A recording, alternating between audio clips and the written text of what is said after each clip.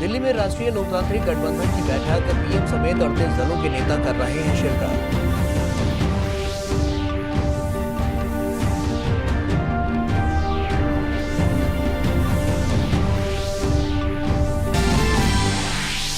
प्रधानमंत्री ने बेंगलुरु में हुई विपक्षी दलों के बैठक पर बोला हमला। बैठक को भ्रष्टाचारियों का सम्मेलन बताया। कहा, भारत की बदहाली के जिम्मेदार कुछ लोग अपनी दुकान खोलकर बैठे।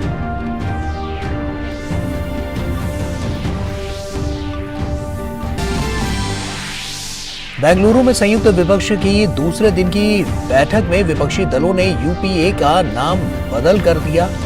Indian national development inclusive alliance.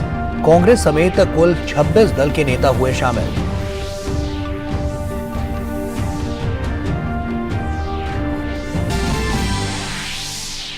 प्रधानमंत्री नरेंद्र मोदी ने वीडियो कॉन्फ्रेंस के जरिए पोर्ट ब्लेयर में वीर सावरकर अंतर्राष्ट्रीय हवाई अड्डे के नए एकीकृत टर्मिनल भवन का किया उद्घाटन। इससे हवाई यातायात, पर्यटन, रोजगार के साथ साथ क्षेत्र की अर्थव्यवस्था को मिलेगी गति। पीएम ने कहा, बहुत लंबे समय से की जा रही लोगों की मांग आज हुई पूरी।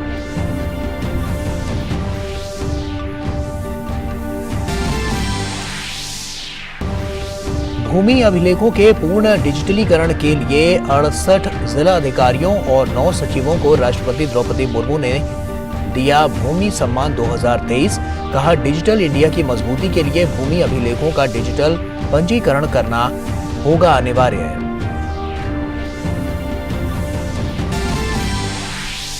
45 दिनों के भीतर सहारा की सहकारी समितियों में डूबे निवेशकों के पैसे मिलेंगे वापस। केंद्रीय गृह मंत्री अमित शाह ने उन निवेशकों के पैसे लौटाने के लिए सहारा रिफंड पोर्टल का किया शुभारंभ। कहा, पोर्टल के जरिए 1 करोड़ 7 लाख निवेशकों को लौटाई जाएगी उनकी पूरी राशि।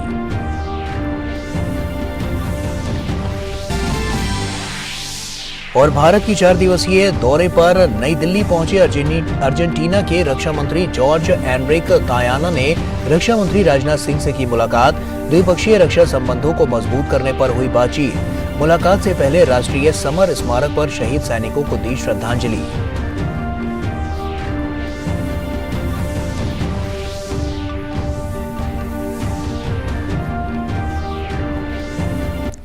नमस्कार, आप देख रहे हैं डीडी न्यूज। आपके साथ मैं हूं गौरव श्रीवास्तव। नई दिल्ली के अशोक होटल में बीजेपी के नेतृत्व में एनडीए की अहम बैठक हो रही है। इस बैठक में शामिल होने पहुंचे प्रधानमंत्री नरेंद्र मोदी का जोरदार स्वागत किया गया। इस बैठक में अपना दल की तरफ से अनुप्रिया पटेल, लोक जनशक्ति पार्टी रामविलास की तरफ से चिराग पासवान, राष्ट्रीय लोक जनता दल की तरफ से उपेंद्र कुशवाहा, राष्ट्रीय लोजपा की ओर से पशुपति कुमार पारस, सुभाषपा की ओर से ओम प्रकाश राजभर, संजय निषाद, जीतन राम मांझी समेत कुल 38 दलों के नेता शिरकत कर रहे हैं।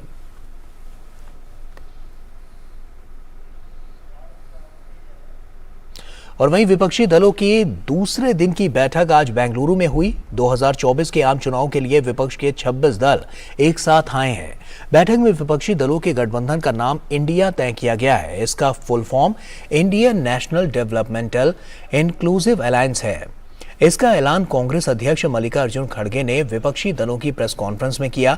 उन्होंने कहा, समन्वय के लिए 11 सदस्यों की कमेटी और एक कार्यालय जल्द बनाया जाएगा। इसकी घोषणा मुंबई में होने वाली हमारी अगली बैठक में होगी।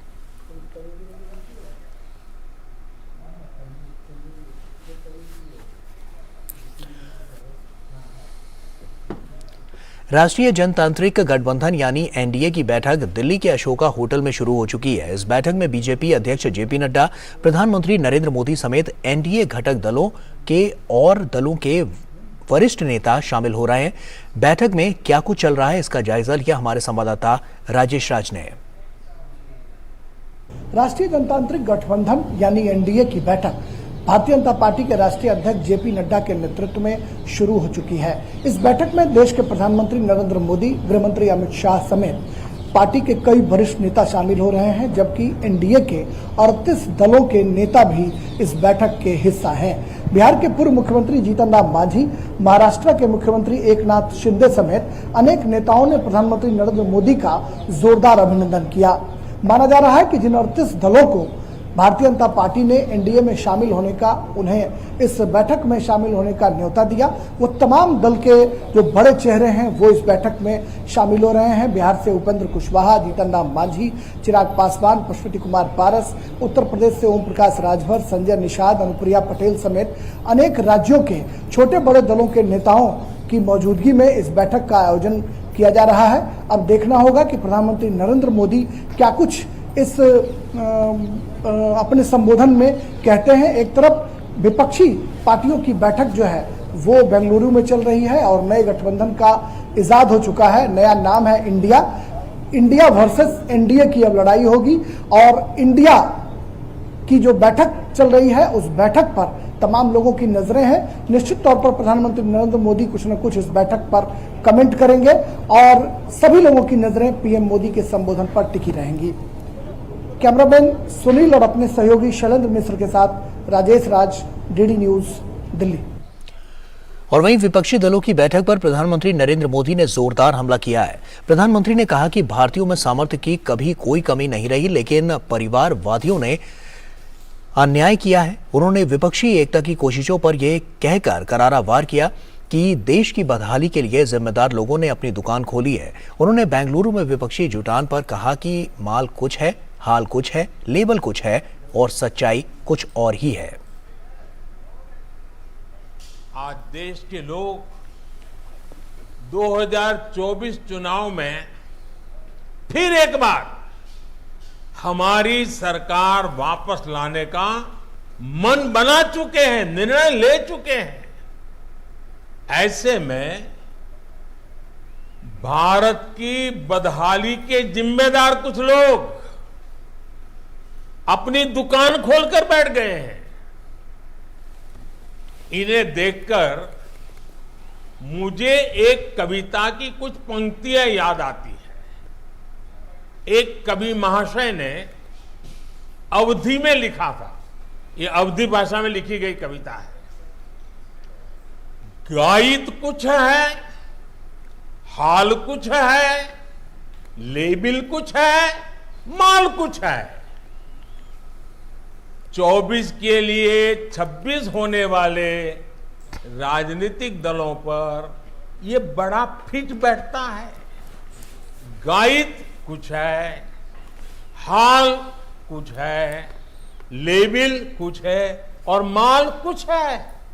यानी गाना कोई और गाया जा रहा है, जबकि सच्चाई कुछ और है। लेबल किसी और का लगाया गया है, जबकि प्रोडक्ट कुछ और ही है। इनकी दुकान की यही सच्चाई है। और प्रधानमंत्री ने कहा कि विपक्ष केवल सिर्फ दो चीजों की ही गारंटी देती है, ये जातिवाद और भ्रष्टाचार ही बेचते हैं। ये सिर्फ चेहरों का ही खेल है। उन्होंने विपक्षी दलों की बैठक को कट्टर भ्रष्टाचारी सम्मेलन बताया और कहा कि ये 20 लाख करोड़ रुपए घोटाले की गारंटी है। उन्होंने बताया कि विपक्षियों के सम्मेलन की खास बात यह भी है कि वहां सिर्फ सबसे बड़े भ्रष्टाचारी को सम्मान दिया जा रहा है। इनका मकसद है देश को विकास रोककर परिवारवाद को बढ़ाना। प्रधानमंत्री ने कहा कि विपक्ष बाढ़ घोटाले और शराब घोटाले पर एक दूसरे को बचा रहा है और देश की जांच एजेंसियों को बदनाम करते हैं। इनकी दुकान पर दो चीजों की गारंटी मिलती है। एक तो ये अपनी दुकान पर जातिवाद का जहर बेचते हैं और दूसरा ये लोग असीमित भ्रष्टाचार करते हैं। आजकल ये लोग बेंगलुरु में जुटे हैं। एक जमाने में एक गाना बहुत मशहूर था, मुझे तो पूरा याद नहीं है लेकिन मुझे याद आ रहा है। एक चेहरे पर कई चेहरे लगा लेते हैं लोग। एक चेहरे पर कई चेहरे लगा लेते हैं लोग। आप देखिए ये लोग कितने चेहरे लगाकर बैठे हैं। जब ये लोग कैमरे के सामने एक फ्रेम में आ जाते हैं तो पहला विचार देश के सामने क्या आता है? पहला विचार देश के लोगों के मन में यही आता है, पूरा फ्रेम देख करके देशवासी यही बोल उठता है, लाखों करोड़ों रुपए का भ्रष्टाचार। इसलिए देश की जनता कह रही है कि ये तो कट्टर भ्रष्टाचारी सम्मेलन हो रहा है, कट्टर भ्रष्टाचारी सम्मेलन हो रहा है। और वहीं प्रधानमंत्री ने 710 करोड़ की लागत से बने पोर्ट ब्लेयर अंतर्राष्ट्रीय हवाई अड्डे के एक नए टर्मिनल भवन का उद्घाटन किया। वर्चुअली रूप से प्रधानमंत्री ने समारोह में शिरकत की। इस अवसर पर नागर विमानन मंत्री सहित उपराज्यपाल डीके जोशी भी उपस्थित रहे। वीर सावरकर हवाई अड्डे का ये टर्मिनल 40,800 वर्ग मीटर क्षेत्र में बना है। इसकी क्षमता 4,000 रोजाना से बढ़कर प्रतिदिन 11,000 यात्रियों की होगी। यहां 10 विमान खड़े करने की भी सहूलियत होगी। प्रधानमंत्री ने कहा कि बहुत लंबे समय से लोगों की मांग पूरी हुई है। उन्होंने कहा कि कुछ दलों की राजनीतिक स्वार्थ की वजह से देश के कई क्षेत्र पीछे छूट गए। कुछ दलों की स्वार्थ भरी राजनीति के कारण विकास का लाभ देश के दूर दराज वाले इलाकों तक पहुंचा ही नहीं। ये दल उन्हीं कामों को प्राथमिकता देते थे जिसमें इनका खुद का भला हो, इनके परिवार का भला हो। नतीजा ये हुआ कि जो हमारे आदिवासी क्षेत्र हैं, जो हमारे आइलैंड्स हैं, वहां की जनता विकास से वंचित रही, विकास के लिए तरसती रही। बीते 9 वर्षों में हमने पूरी संवेदनशीलता के साथ पहले की सरकारों की उन गलतियों को सुधारा है। इतना ही नहीं, नई व्यवस्थाएं भी बनाई है। और वहीं प्रधानमंत्री नरेंद्र मोदी ने कहा कि सबका विकास का अर्थ व्यापक है, ये सर्वस्पर्शी है और समावेशी है। उन्होंने कहा कि बीते 9 वर्षों में मौजूदा केंद्र सरकार ने अंडमान का बजट भी बढ़ाया है और दोगुनी रफ्तार से काम भी किया है। यह विकास द्वीप की अर्थव्यवस्था को बढ़ावा देगा। पहले की सरकार के समय अंडमान निकोबार में एक भी मेडिकल कॉलेज नहीं था। ये हमारी सरकार है जिसने पोर्ट ब्लेयर में मेडिकल कॉलेज की स्थापना की है।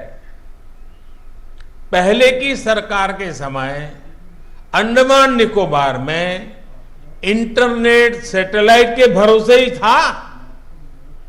हमारी सरकार ने समंदर के नीचे सैकड़ों kilometre submarine optical fibre cable बिछाकर इस परेशानी को दूर कर दिया है। और नागर विमानन मंत्री ज्योतिरादित्य सिंधिया ने पोर्ट ब्लेयर में विनायक दामोदर सावरकर की प्रतिमा का अनावरण किया। उन्होंने कहा कि प्रधानमंत्री मोदी के नेतृत्व में देश के सपूतों, स्वतंत्रता संग्राम के गुमनाम नायकों और सरहदों पर शहीद हुए वीरों को सच्ची श्रद्धांजलि दी जा रही है। इसी कड़ी में अंडमान के 21 द्वीपों का नाम भी परमवीर चक्र विजेताओं के नाम पर रखा जा चुका है। वहीं उन्होंने दूसरी ओर बताया कि उड्डयन क्षेत्र में बीते 9 साल में किस तरह से अभूतपूर्व बदलाव आया है।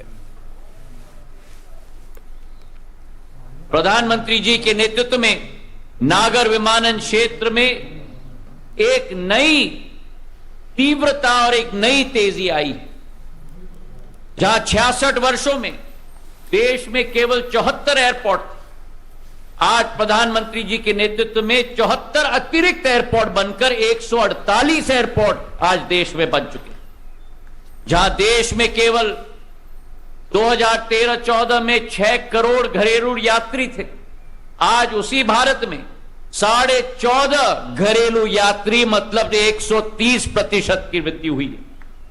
जहां एयरलाइंस की फ्लीट में केवल 400 विमान होते थे, 9 वर्षों में आज 700 विमान 75% वृद्धि हुई है। और जिस देश में केवल 3 ग्रीनफील्ड एयरपोर्ट, आज उसी देश में प्रधानमंत्री जी के नेतृत्व में 11 अतिरिक्त बनकर 14 ग्रीनफील्ड एयरपोर्ट हो चुके हैं। और यहां वक्त एक छोटे से ब्रेक का है, जल्द लौटते हैं।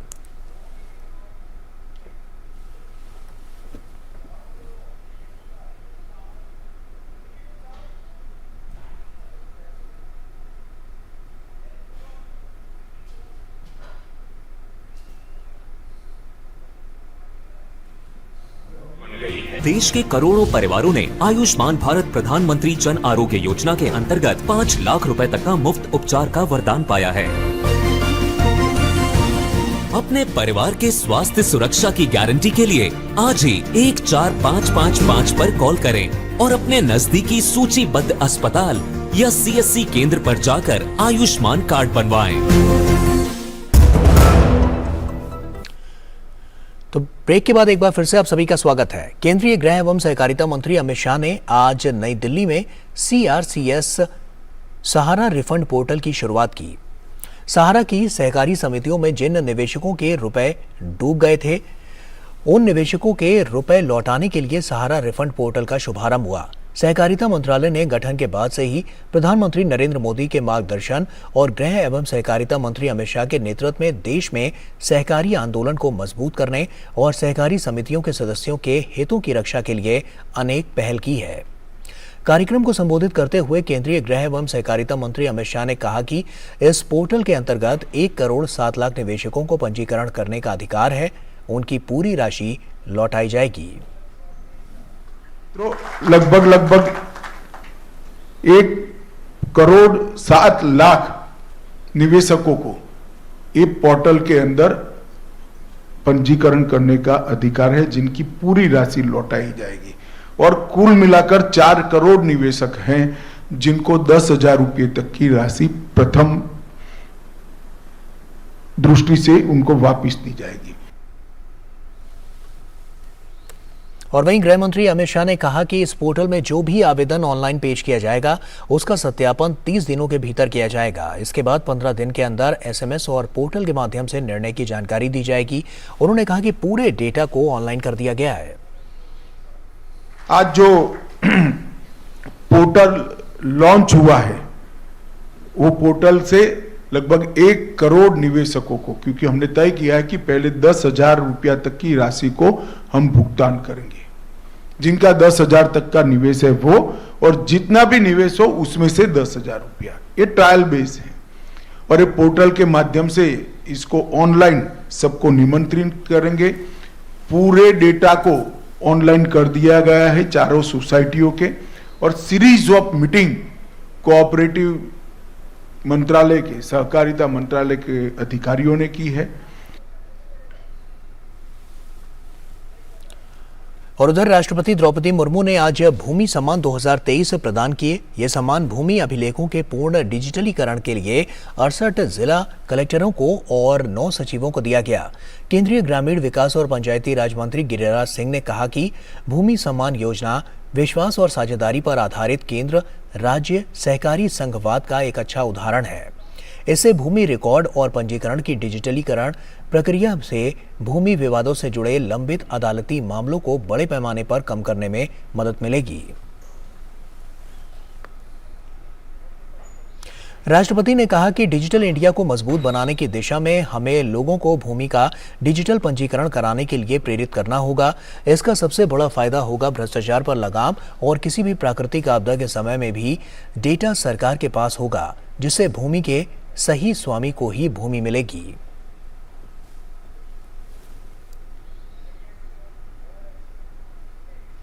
राष्ट्रीय स्तर पर डिजिटल लैंड रिकॉर्ड्स को उपलब्ध कराने तथा अन्य विभागों से लिंकेज स्थापित करने की परिणाम स्वरूप लोगों तक सरकार की योजनाओं के लाभ पहुंचाने से बहुत सहायता मिलेगी। लैंड रिकॉर्ड्स के डिजिटाइज होने से सही लाभार्थियों को सरकारी योजनाओं का लाभ सुनिश्चित रूप से मिल सकेगा। साथ ही बाढ़ और आग लगने से जैसे आपदाओं से स्थित दस्तावेज खो जाने पे ये उत्पन्न होने वाला जो समस्या है उसको भी ये सुलझ सकेगा। और राष्ट्रपति ने लोगों से भूमि के डिजिटल पंजीकरण कराने की अपील की। उन्होंने कहा कि आज भी हमारे देश में लोग सालों साल भूमि विवाद में फंसे रहते हैं। ऐसे में अगर पहले ही कोई सही व्यक्ति के नाम पर पंजीकरण होगा तो भूमि विवादों से बचा जा सकेगा। गाँव में ऐसे होता है, 5 लोग बैठ के जमीन को डिवाइड करते हैं 5 भाइयों में। इसके बाद फिर उसके बच्चे आ जाएंगे, जाते हैं, फिर उनके नाम पे 5 लोग बैठ के जमीन डिवाइड करते हैं, लेकिन रजिस्ट्रेशन ऑफिस और जाते नहीं। जो उनका थोड़ा बहुत शिक्षित हुए, पढ़े लिखे, उनको मालूम पड़ा कि ये जमीन खुद के नाम पे रजिस्ट्रेशन होना जरूरी है, लेकिन अभी इतने सारे रजिस्ट्रेशन की खर्चा, उनका कोर्ट फी के लिए जानकारी होने के बावजूद और रजिस्ट्रेशन ऑफिस जाते नहीं। कभी कभी जमीन विवादों में इतने सारे उलझ जाते हैं कि कभी कभी गांव में विवादों में घिरे रहने के कारण वाद विवाद गांव में ये लगे रहता है। मैं यहाँ 2 मंत्री ऑफिसर से उसका कैसे होगा, इसका व्यवस्था है कि नहीं। और टमाटर की बढ़ती कीमतों से लोगों को राहत दिलाने के लिए केंद्र सरकार national cooperative consumers federation of India limited यानी NCCF एवं नेफेड के माध्यम से उपभोक्ता को 80 रुपए प्रति किलो की दर से टमाटर मुहैया करा रही है, जिससे आम लोगों को काफी राहत मिली है। उपभोक्ता मामले के सचिव रोहित कुमार सिंह ने DD न्यूज को बताया कि उपभोक्ताओं को सस्ते दर पर टमाटर उपलब्ध कराना हमारी प्राथमिकता है।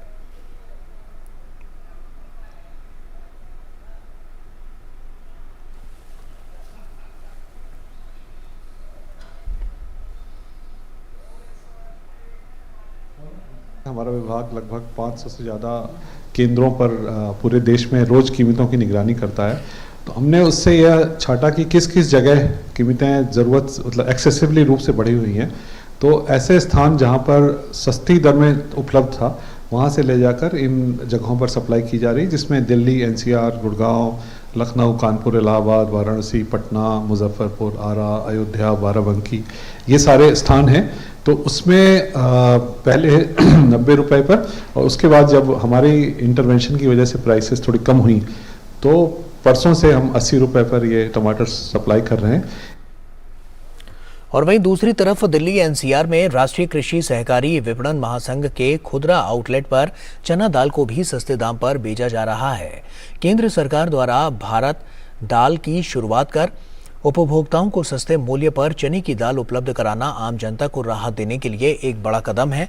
उपभोक्ताओं के लिए भारत दाल ब्रांड के तहत 1 किलोग्राम चना दाल का पैक 60 रुपए में उपलब्ध है, जबकि 30 किलोग्राम पैक के लिए सब्सिडी के साथ 55 रुपए प्रति किलोग्राम के हिसाब से मूल्य चुकाना होगा।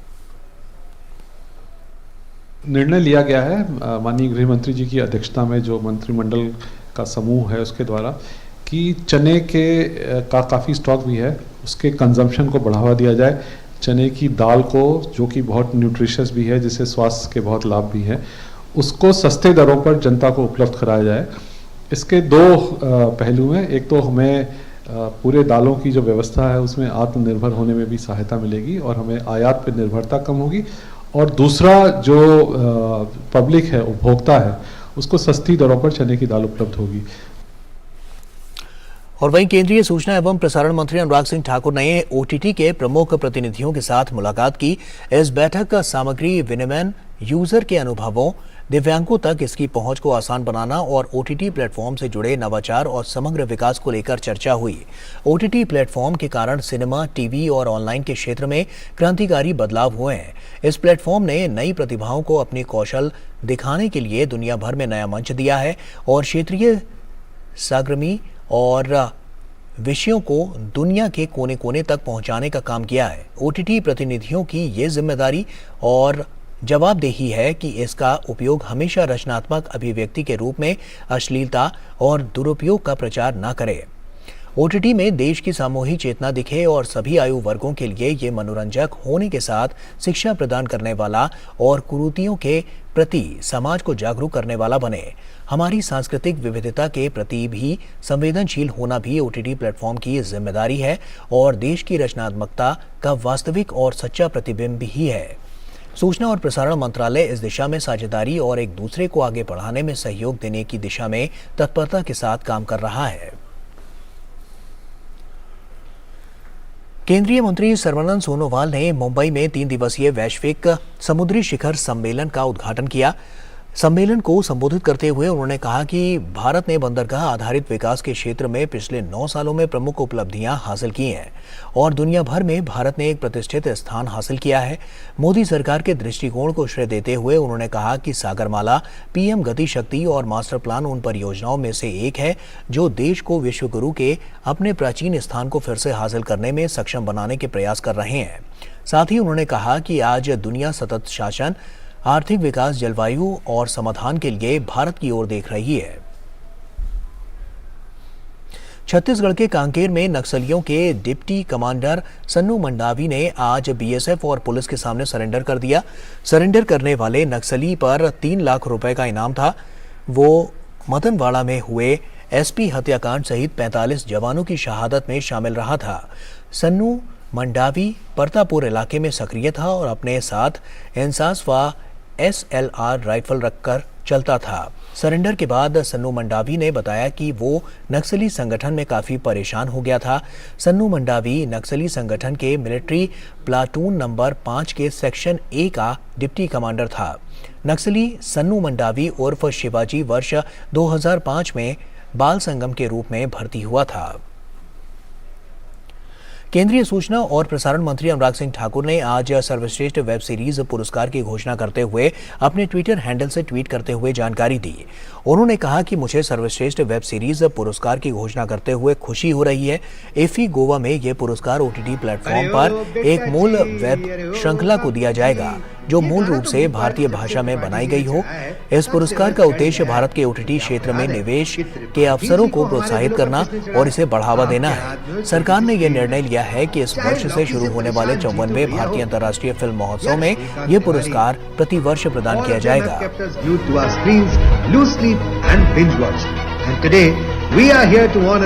क्योंकि त्रिपाठी जी ने कहा है, जो लोग मेहनत का साथ नहीं छोड़ते, किस्मत कभी उनका हाथ नहीं छोड़ती। From edge of your seat thrillers to heartwarming dramas, the realm of OTT platforms is bursting with creativity.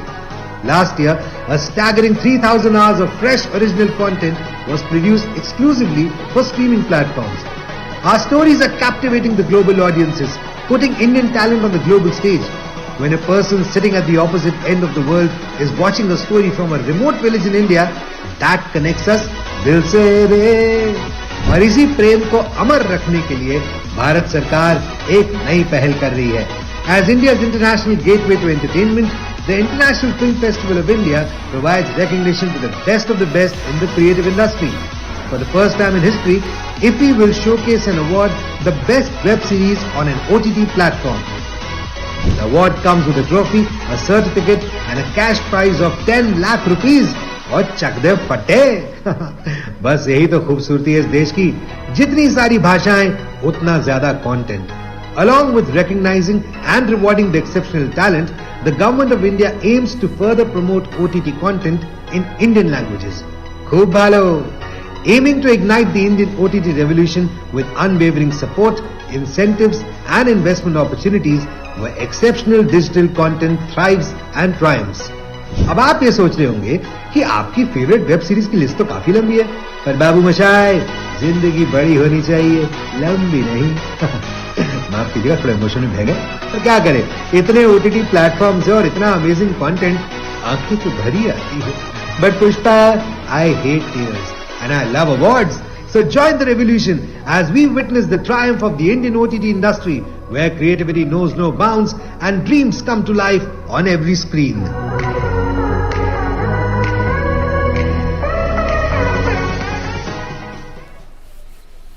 और इसी के साथ फिलहाल इस बुलेटिन में इतना ही। दीजिए इजाजत, नमस्कार।